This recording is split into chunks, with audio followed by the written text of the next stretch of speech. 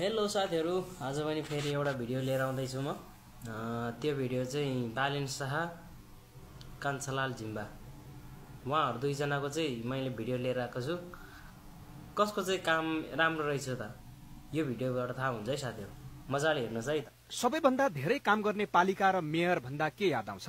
पक्कै पनि काठमाडौँ महानगरपालिका र मेयर बालेन शाह। तर कहिल्यै कान्छालाल जिम्बाको नाम सुन्नु भएको छ? सायद काभ्रेली बाहेक धेरैका लागि यो नयाँ नाम हो। तर कार्य सम्पादन र आर्थिक मितव्ययितामा बालेन भन्दा पनि कान्छालाल धेरै अगाडि छन्। कान्छालाल काभ्रेको महाभारत गाउँपालिकाका अध्यक्ष हुन्। यस पालिकाको बेरोजु शून्य देखिएको छ।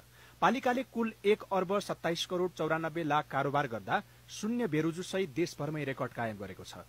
अघिल्लो वर्ष पनि महाभारतको बेरोजु शून्य थियो। यसलाई गाउँपालिकाको महत्वपूर्ण उपलब्धि मान्न सकिन्छ।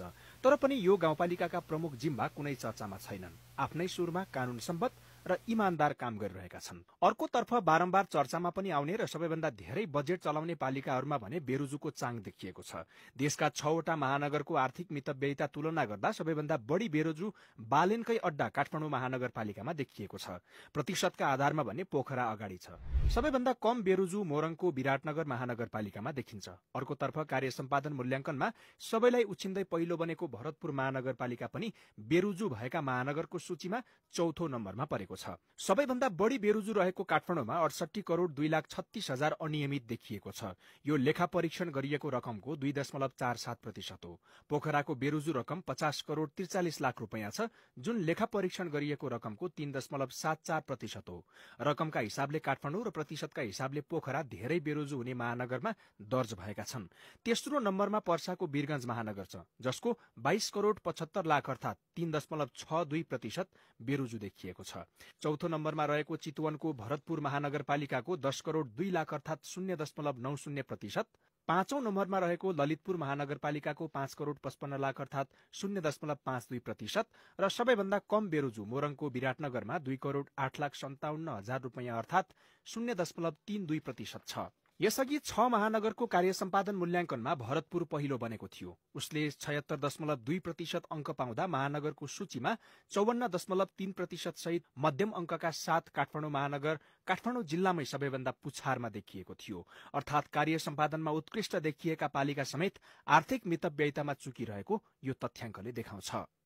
नेपाल कुनै पनि योजना सञ्चालन गर्नलाई नेपालमा अहिलेको अवस्थामा योजना बिचौलिया नबसिकन योजना बन्दैन, बिचौलिया नबसिकन योजना ठेक्का जाँदैन, बिचौलिया नबसिकन कार्यान्वयन हुँदैन, बिचौलिया नबसिकन काम हुँदैन।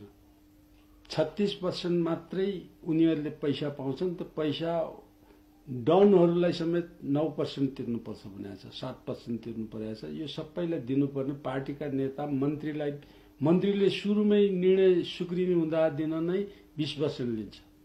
चर्चामा रहेका अरू पालिकामा धरान र धनगढी उपमहानगरपालिका समेत पर्छन्। हर्क साम्पाङ प्रमुख रहेको धरानमा 7 करोड 9,71,000 अर्थात 1.65 र गोपाल हमाल प्रमुख रहेको धनगढीमा 4 करोड 72,69,000 अर्थात 1.07% बेरोजु देखिएको छ।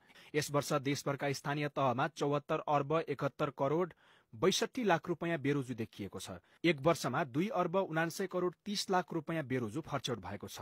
स्थानीय तहहरूले सेवा प्रवाहका सवालमा सकारात्मक काम गरे पनि मनपरी खर्च, जनप्रतिनिधि र कर्मचारी बीचको द्वन्द्व तथा आफ्नो हात जगन्नाथ मान्ने शैलीका कारण आर्थिक अनुशासनको धज्जी उडाउँदा वर्षेनी बेरोजु बढ्दै गएको छ भने स्थानीय तह नै भ्रष्टाचारका अखडा बनिरहेका छन्।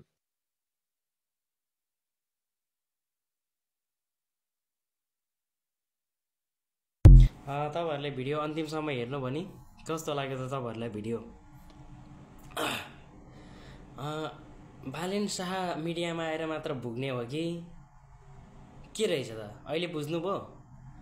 कान्छालाल जिम्बा अहिलेसम्म मिडियामा आउनु भएको छैन त नि? उहाँले त काम त एकदम बब्बाल तहल्का मचाउनु भएको रहेछ त नि। तपाईहरुले चिन्नै भएर रहेछ राम्रो मान्छेलाई। के गर्नु, गाह्रो छ। राम्रो मान्छेलाई चिन्नु पर्यो नि त नि।